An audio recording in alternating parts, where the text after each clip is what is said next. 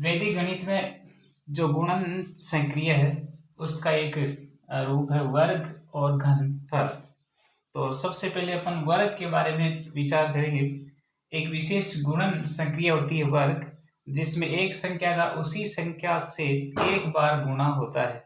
जैसे 4 का वर्ग ज्ञात करना हो तो 4 का स्क्वायर बराबर 4 गुना 4, ये स्वयं खुद ही संख्या से गुणा हो जाती है, तो वो इसका वर्ग कहलाता है। तो इसके लिए निखिलम विधि से अपन वर्ग ज्ञात करेंगे। तो पहली है निखिलम विधि। निखिलम विधि है, उसके दो रूप है, एक तो आधार द्वारा, एक उपाधार द्वारा, यानी आधार से और उपाधार से। सबसे पहले निखिलम जो विधि है उसमें आधार से अपन वर्ग ज्ञात करेंगे।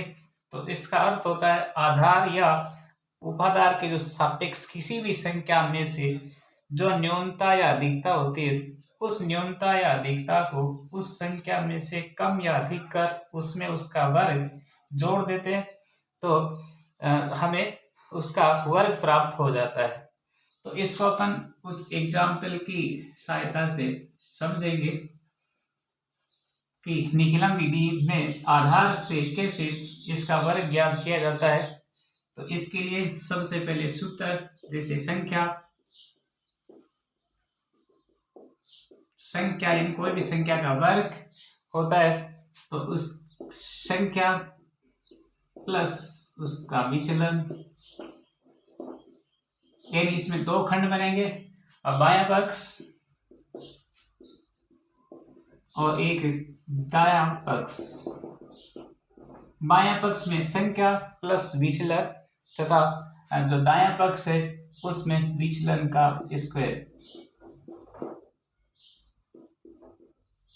तो जैसे कोई भी संख्या है, 8 का वर्ग आपको ज्ञात करना है, तो स्वयं संख्या 8, इसका जो आधार है वो 10 मानेंगे। अब जब विचलन ज्ञात करेंगे तो यानी संख्या में से जो होता है आधार वो घट जाता है, तो संख्या में से आधार घटाएंगे तो हमें विचलन प्राप्त हो जाएगा। 8 - 10 बराबर माइनस का 0.2, तो 0.2 प्राप्त हो जाएगा।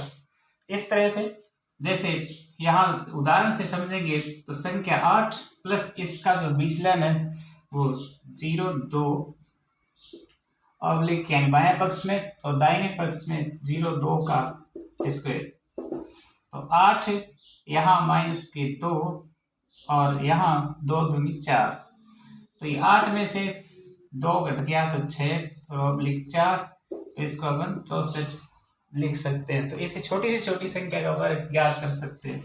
इसी तरह कोई बड़ी संख्या का वर्ग हो, तो जैसे अपने को 17 है, इसका वर्ग निकालना है, तो इसका अपन सबसे पहले आधार ज्ञात करेंगे, यानी आधार 10 और संख्या में से आधार घटाएंगे, यानी 17 में से 10 घटाएंगे तो बचेगा प्लस का 7।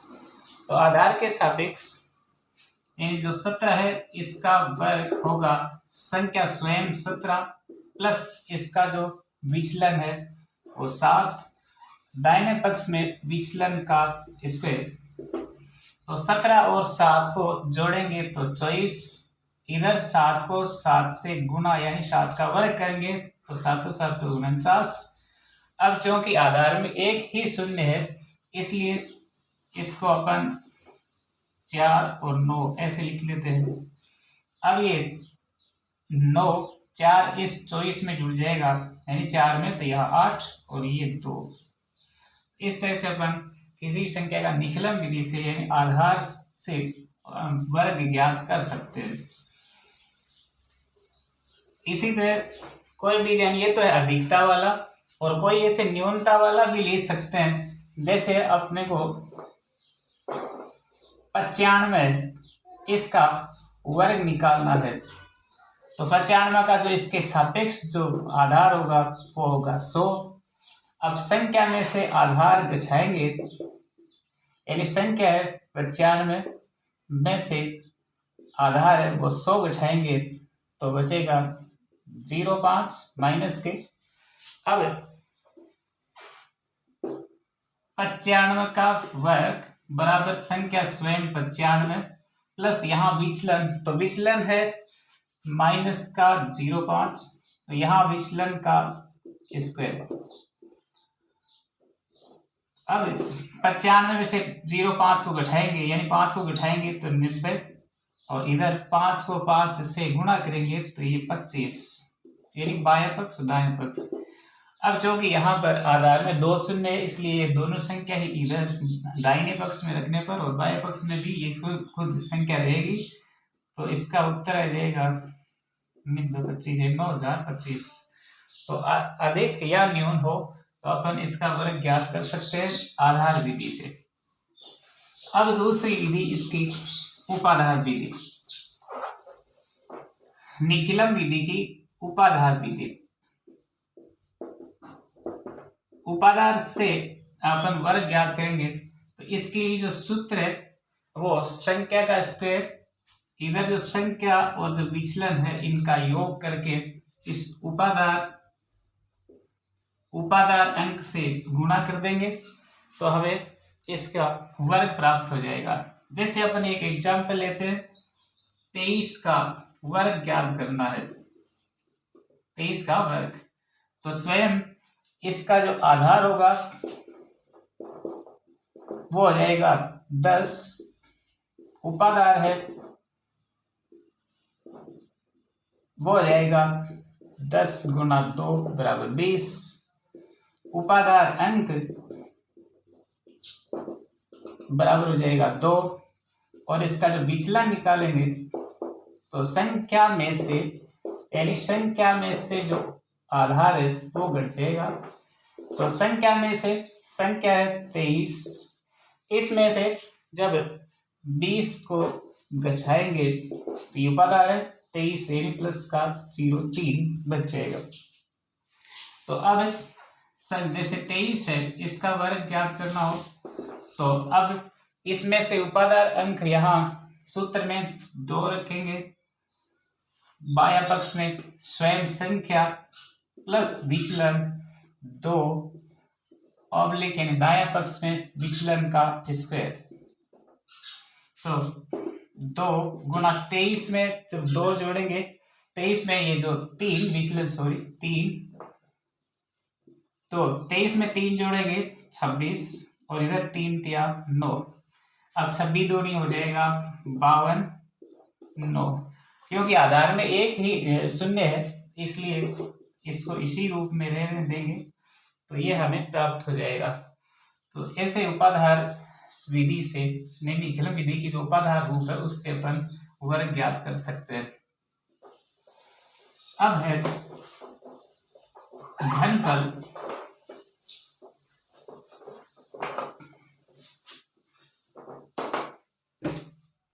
यानी मूल संख्याओं में घनफल किसी भी संख्या को स्वयं से यानी खुद ही संख्या से यदि 3 बार गुणा कर देते हैं तो हमें इसका घनफल प्राप्त हो जाता है। तो इसमें भी निखिलम विधि की जो आधार विधि है उस पर चर्चा करेंगे। उसके लिए जो सूत्र है यानी घनफल का, वो घनफल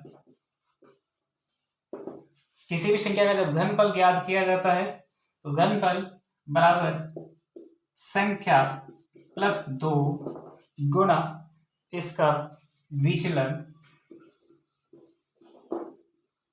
यानी इसमें 3 खंड बनेंगे।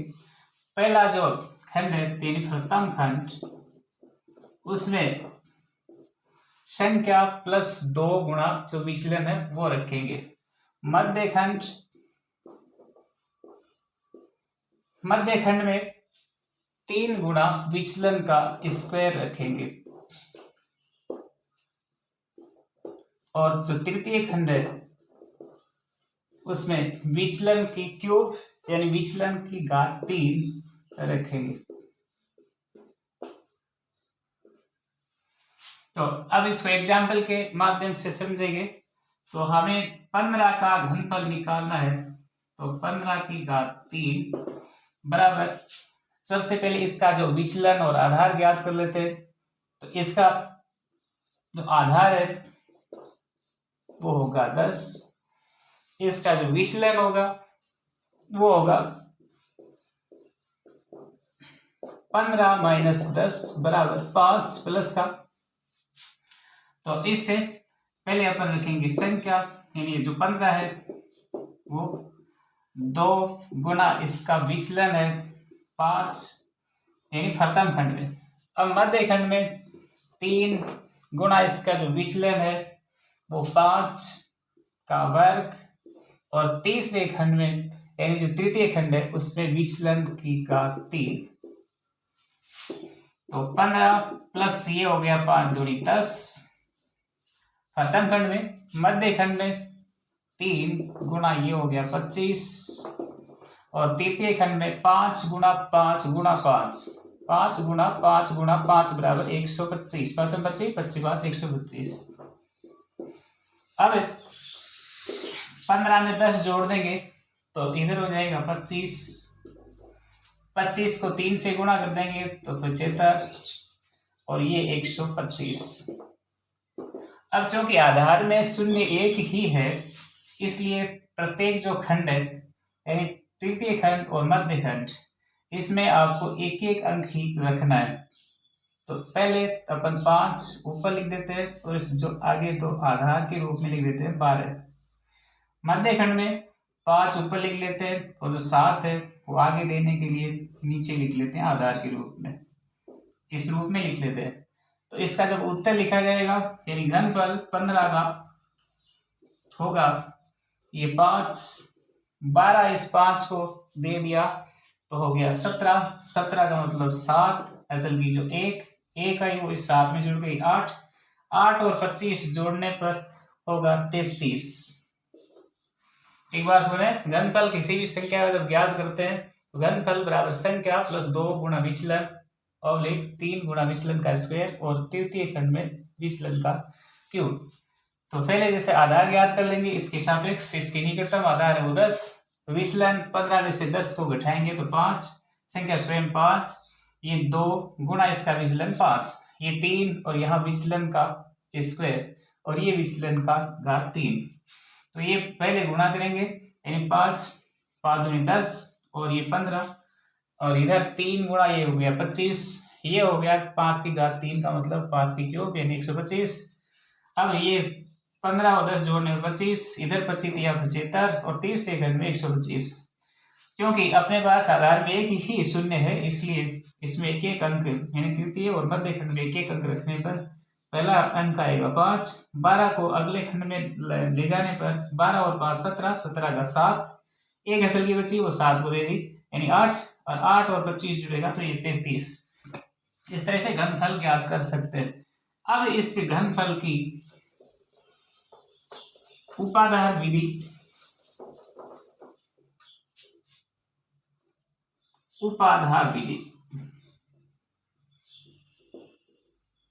से जब घनफल निकालेंगे तो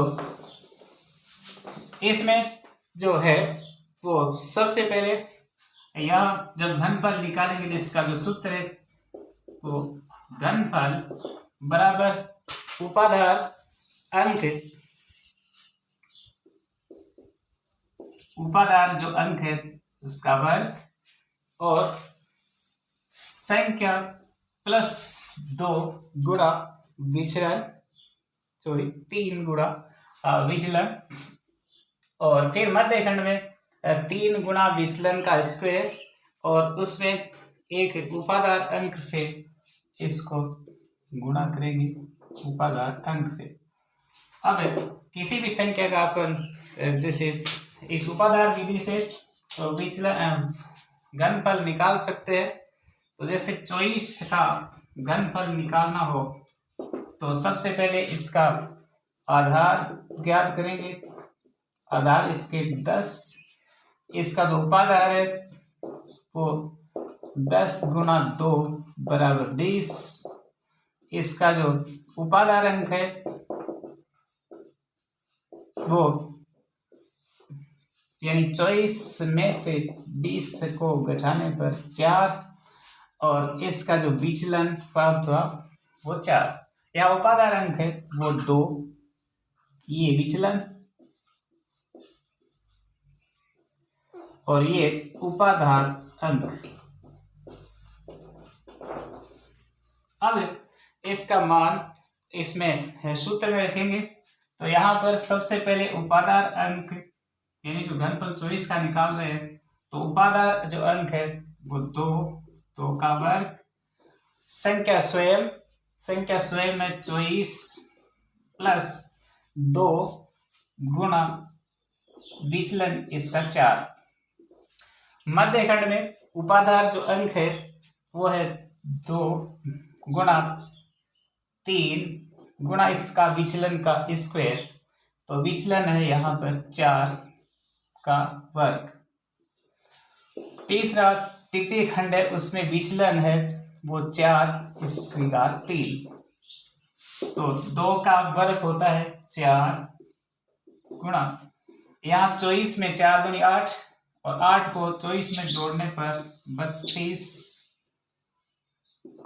मध्य खंड में 4 चौक 16 और 16 को इस 3 दूनी 6 से गुणा करने पर यानी 3 दूनी 6 और ये 4 चौक 16, तो 16 छिकड़ हो गया 96, 6 गुणा 16 ऑब्लिक ये हो गया 4 गुणा 4 गुणा 4, इसका मतलब 64। तो 32 चौक 128। मध्य खंड में 16 छिकड़ 96 और ये 64। उसमें आधार में एक ही शून्य है, इसलिए इसको अपन तृतीय खंड में 4 ऊपर लिखेंगे, 6 को अगले खंड में देने के लिए इधर 6 ऊपर लिखेंगे, 9 को आगे ले जाने के लिए। यानी प्रत्येक खंड में तृतीय और मध्य खंड में एक एक अंक रखने पर। अब इसका उत्तर है वो 4। 6 और 6 जोड़ देंगे तो 12, 12 का 2 असल की 1 जो 9 में जुड़ जाएगी, 9 और 1 10 हो जाएगा, 10 है वो इसमें जुड़ेगा तो ये हो जाएगा 138। इस तरह से अपन आधार और उपाधार विधि से घनफल ज्ञात कर सकते हैं।